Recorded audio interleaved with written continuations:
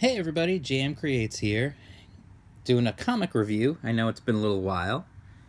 This time I am reviewing not just a single issue, I'm actually going to be reviewing the entire series of Go West from Alterna Comics, and the reason why I'll be doing the entire series is because I bought the graphic novel version, so it has the entire, or if you want to call it trade paperback, whatever you want to call it, I got that, so it's got the whole series in there, all in one shot. I got this off the, I don't know if you've been to Alterna's website, but I got it off the Dented and Dinged section, which is really cool because you get discounted, really good discounts on books. And honestly, like, I don't even, okay, maybe this corner, I don't even know if you can tell,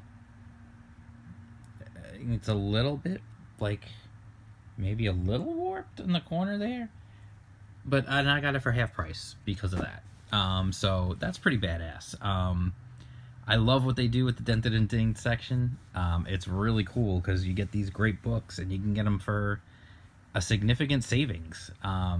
So anyway, if you're wondering, somebody told me you have to have a really funky bedspread when you make your videos, and you'll get a lot more viewers. So, hey, let's see if that holds true.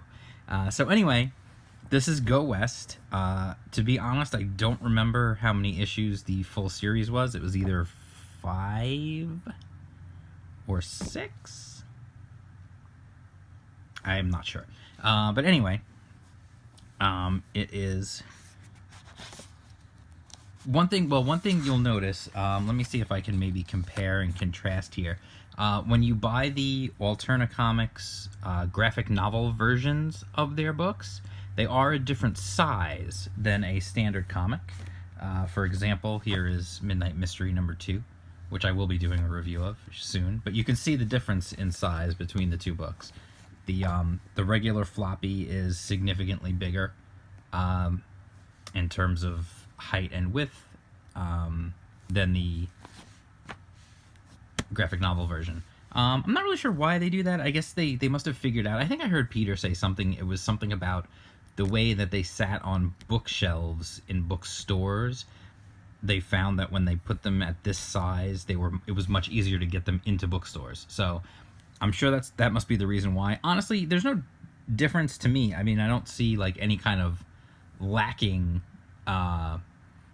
or dip in quality or anything like that with the change in size. Everything is still easy to read. And you'll also notice that with Alterna Comics, of course, they're famed for putting their stuff on newsprint. When you buy their graphic novels, they are on a glossier stock of paper. It is a different stock of paper, which is another reason why it's a little bit more. So anyway, this is Go West. I love to give credit where credit is due. Written by Garrett Gunn, which is probably the best name ever for somebody who's writing like a Western-themed thing. The interior and the cover art is by someone called Saint Yak. Again, that's an awesome name. I have no idea if that is that person's real name or not. I'm going to guess no, but okay. And the cover colors were by Sean Fournet. I don't know who did the interior colors because they just list him as cover colors. And letters are by HDE. So anyway, this is a futuristic Western. This book takes place in the future. There's obviously been a war. Things are not looking good, and our main character comes home. He finds his family has been killed.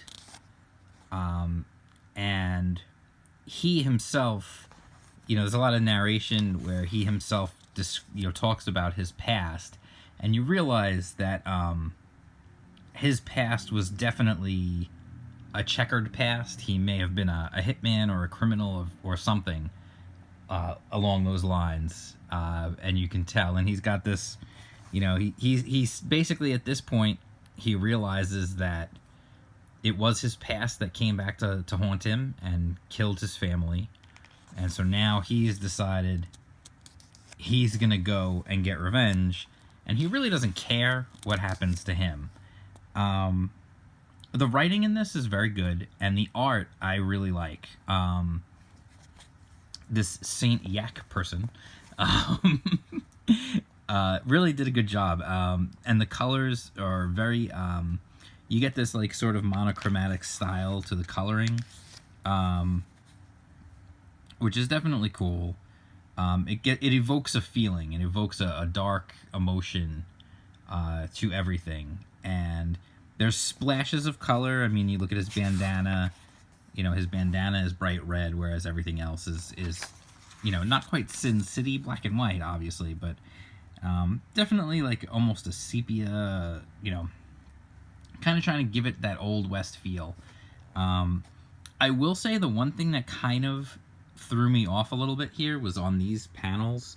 The flame in the lighter here is, to me, it just clearly looks like something done on computer, and either it was just like some sort of royalty-free flame image that they grabbed and just kind of added some transparency and photoshopped it on top of a drawing of the lighter. I wasn't really thrilled with that. I do think it works better here with the house on fire. Again, it's a similar idea, though. It looks like they took some sort of something they got online and did it. I do think it works better on this panel here. I don't think it works as well on this panel here. It's an odd choice, given that everything else is just drawn, hand-drawn, clearly. You know, there's not, like, traced computer models or anything like that, so it's definitely kind of an odd choice. It threw me off a little bit, I will say that. And it's early going in the book, so I was kind of like, I don't really love that. Not really sure what to make of that. But honestly, there's really nothing else like it as the book goes on. And it seems to only be fire that they do that with. And then stuff just gets going. And honestly, it really just, once it takes off, it's just pure action and violence. This is clearly an M-rated book. You can look, Alterna does a good job of rating their stuff.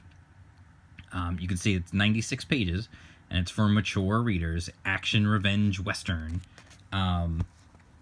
So, I mean, that gives you an idea. And if you didn't have an idea, I mean, these panels will certainly show you, you know, this dude getting a hatchet right in the face. Ouch. So, you know, there's clearly some you know, brutal violence in this book. And that's what it is. It's a revenge story. It's kind of like a Quentin Tarantino meets Western in the future sort of vibe. And so he's getting revenge. His whole thing is he sets off for revenge against the people who killed his family, and clearly it's someone that he knows.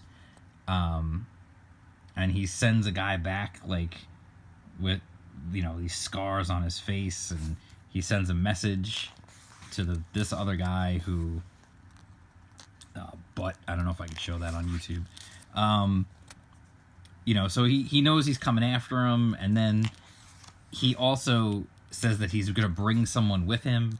So then we meet the person he's going to bring with him, which is this woman that he obviously knows, and they're talking about what they're going to do, and obviously they have some history with this other guy, the bad guy, and so, you know, this was kind of disappointing, actually. This this 2-page spread here, it gets kind of weird in the middle, I guess because of the binding. If this were saddle stitched, I guess that probably wouldn't happen. So that's a little weird thing when you get this, the graphic novel version. I don't want it to go too much farther, simply because I don't want to spoil what happens. I'll leave that to you. There's some cool pinups in here also, by the way, like throughout the book. And then, so the two of them go on their quest for revenge. They do get a little help from someone else, this guy here.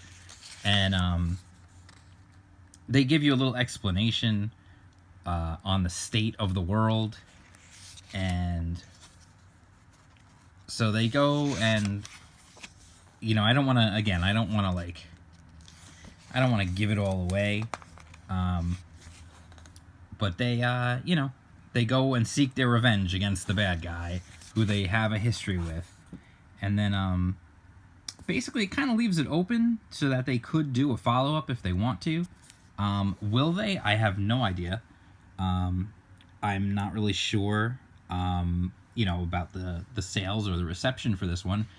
But I sat down and read the whole darn thing, all 96 pages in one shot, because it's a fast-moving story. There's a lot of... It's basically just pure action and adventure. I mean, it really, it doesn't take long to get started, and once it gets going, it's just full steam ahead, and bad guys getting messed up, and just some pretty messed up violence.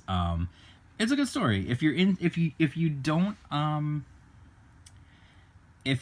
like violence, obviously this is not going to be for you, because there is, as I showed you earlier, there is some definite graphic violence. I think that's pretty well implied just by the cover, with the dude standing on a mountain of skulls, one of which has a hatchet in its head. So I think you kind of know what you're in for, just right from the get-go. And I like it. As far as a violent revenge tale, I like all sorts of stories, so I don't know if you guys are kind of getting that feeling from me now, but I do like all different kinds of stories, not just one type or another. I like horror, I like action-adventure, I like dark revenge stories like this, I like fun superhero stories, I like silly cartoony stuff, I like all sorts of stuff. So you have to know what you like as well, and I'm just kind of telling you what it is. This is a dark, violent book. And if you're in for that, if you like that idea, if that's something that appeals to you, then by all means, absolutely, I would say check it out. Even at full price, it's what? It's $10? Yeah, it's $10. It's 96 pages. Well worth it. And especially if you get it on the Dented and Dinged like I did, where you get it for half price. That's fantastic. So anyway, I would absolutely recommend this book to anybody out there who's into that kind of stuff. And so that's it. If you like this video, please give it a thumbs up. Subscribe to the channel if you're not already subscribed. We're at 130 or something. We got to move up. We got to keep it moving. We're back. We're in full swing now. It's time to keep things rolling. Tell your friends. Get everybody on board. Let's get this train a-moving. So anyway, that's it. Follow me on Twitter, @jam_creates, and I'll talk to you all soon. Peace out. Let's do it. Let's do it over the little guy. Peace out.